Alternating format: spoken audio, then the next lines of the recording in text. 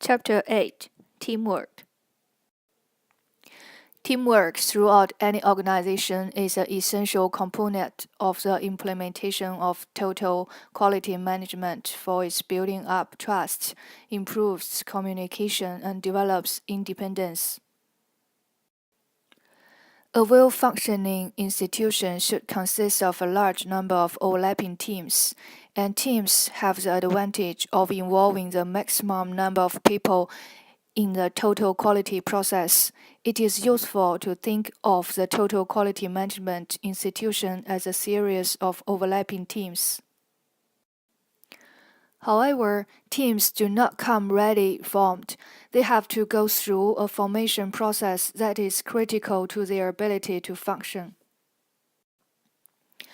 As we know, teamwork is based on mutual trust and established relationships. Only when a team has an identity and purpose can it operate effectively. Teams also need time to grow and mature, and it is generally recognized that teams go through a growth cycle. Tuckman has suggested a four-stage growth and maturity cycle of a team development.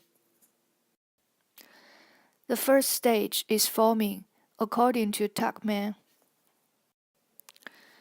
At this early stage, the team is not a team. Rather, it is just a collection of individuals who have come together with a purpose but have little idea of how to work together or what are the rules and norms of engagement.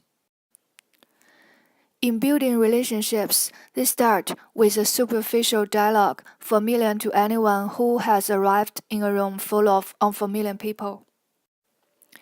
Then a team leader needs to focus on giving people work they can get on with and, at the same time, get to know their colleagues. Tuckman referred to this as the forming stage. Tuckman describes storming stage as an uncomfortable period. It is usually have arguments and conflicts about the lack of progress being made and the time that is being wasted. The team leader must recognize the source of any conflict and diffuse it by assisting members to search for common ground. Anyway, this is a period when members begin to understand each other. The next stage is norming.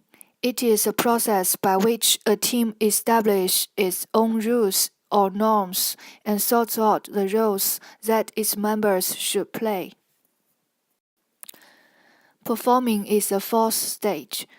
The team will have built up an identity and established ownership of processes it intends to use. It can now start the process of solving problems and improve processes. Well-performing teams improve their performance over time and may reach a fifth stage called transforming. This is a stage when real improvements in quality are made. To continue in the transformational mood requires effective leadership and the use of excellent communication skills. Although there is no one recipe for all successful teams, there are several points mentioned by the author in this chapter. It is important to know who is leading a team and who is facilitating it. The leader's role is to provide the mission and the drive to the team. Teams need clear purpose and goals. They need the basic resources to operate. They need to know their accountability and the limits of their authority. They need a set of rules that is simple and agreed by all members. And they also need to develop beneficial team behaviors.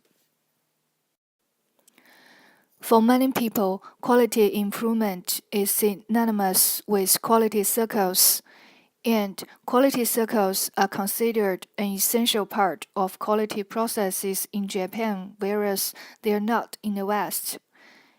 In the Japanese professor Ishikawa's book, What is Total Quality Control?